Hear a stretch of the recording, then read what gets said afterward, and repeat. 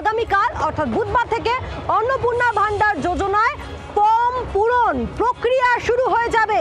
যত তাড়াতাড়ি নাম নথিভুক্ত করা হবে তত তাড়াতাড়ি অ্যাকাউন্টে ঢুকবে ৩,০০০ টাকা। আজ একেবারে স্পষ্টত জানিয়ে দেন মুখ্যমন্ত্রী শুভেন্দু অধিকারী। এরই পাশাপাশি মা ক্যান্টিন এবং সরকারি বাসে মহিলাদের যাতায়াতের সুযোগ সুবিধা নিয়েও বড় ঘোষণা মুখ্যমন্ত্রী। কবে থেকে মিলবে অন্নপূর্ণা যোজনার টাকা? এর জন্য কোন ফর্ম ফিল আপ করতে হবে, কার কাছে যেতে হবে, এমন বহু প্রশ্ন ঘুরছে মহিলাদের মুখে মুখে। বিশেষ করে যারা এতদিন লক্ষ্মীর ভান্ডার পেয়ে এসেছেন তাদের মধ্যে মঙ্গলবার সেই ধোঁয়াশা কাটিয়ে দিলেন খোদ মুখ্যমন্ত্রী। অন্নপূর্ণা যোজনার সুবিধা পেতে গেলে উপভোক্তাদের একটি নির্দিষ্ট ফর্ম পূরণ করতে হবে। সেই ফর্ম যত তাড়াতাড়ি পূরণ করা হবে তত তাড়াতাড়ি প্রকল্পের সুবিধা মিলবে। মুখ্যমন্ত্রী আবার স্পষ্ট করে দিয়েছেন, উপভোক্তাদের অ্যাকাউন্টে যতদিন না অন্নপূর্ণা যোজনার ৩,০০০ টাকা দেওয়া শুরু হচ্ছে ততদিন পর্যন্ত নিয়ম মেনেই লক্ষ্মীর ভান্ডারের টাকা পাবেন তারা। আমাদের অন্নপূর্ণা যোজনার প্রক্রিয়াটা শুরু হয়ে যাবে কাল থেকে। যেমন যেমন ফর্ম ফিল আপ হবে তেমন তেমন ৩,০০০ টাকা ট্রান্সফারও শুরু হয়ে যাবে। আর যতক্ষণ না ৩,০০০ টাকা ট্রান্সফার হচ্ছে, স্বাস্থ্যসাথী যেমন কন্টিনিউ রাখা হয়েছে আয়ুষ্মান ভারত কনভার্ট না হওয়া পর্যন্ত, এখানে আপনার লক্ষ্মী ভাণ্ডারকেও কন্টিনিউ করা হবে। অফলাইনের পাশাপাশি অনলাইনেও অন্নপূর্ণা যোজনার ফর্ম ফিল আপ করা যাবে জানিয়েছেন মুখ্যমন্ত্রী।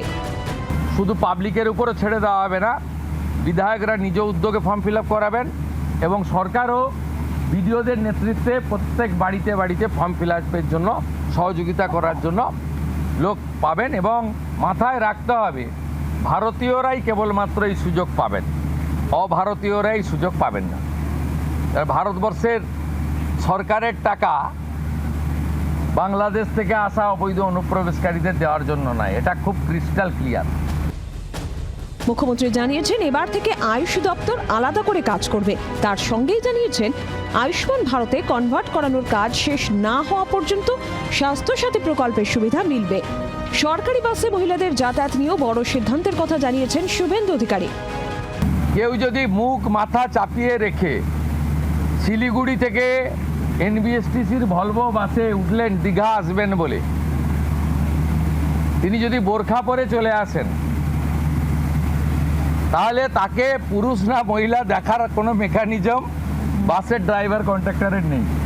আপাতত চালু করলেও পরে আমরা মহিলাদের জন্য আলাদা ফ্রি কার্ড করে দেওয়ার ব্যবস্থা করব। আমাদের মা ক্যান্টিন রয়েছে, সেই ক্যান্টিনগুলোতে ৩৬৭টা, তাই তো অ্যাপ্রক্স ৪০০-র কাছাকাছি সংখ্যা আপাতত এই থাকছে। সেখানে আমরা ২ দিন করে মাছ খাওয়াবো, সপ্তাহে 2 দিন করে মাছ খাওয়াবো, 5 টাকাতেই খাওয়াবো।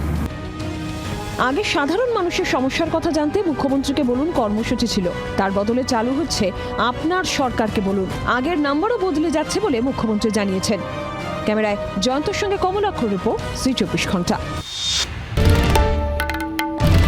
বাংলার আওয়াজ, বাঙালির আবেগ, জি ২৪ ঘন্টা।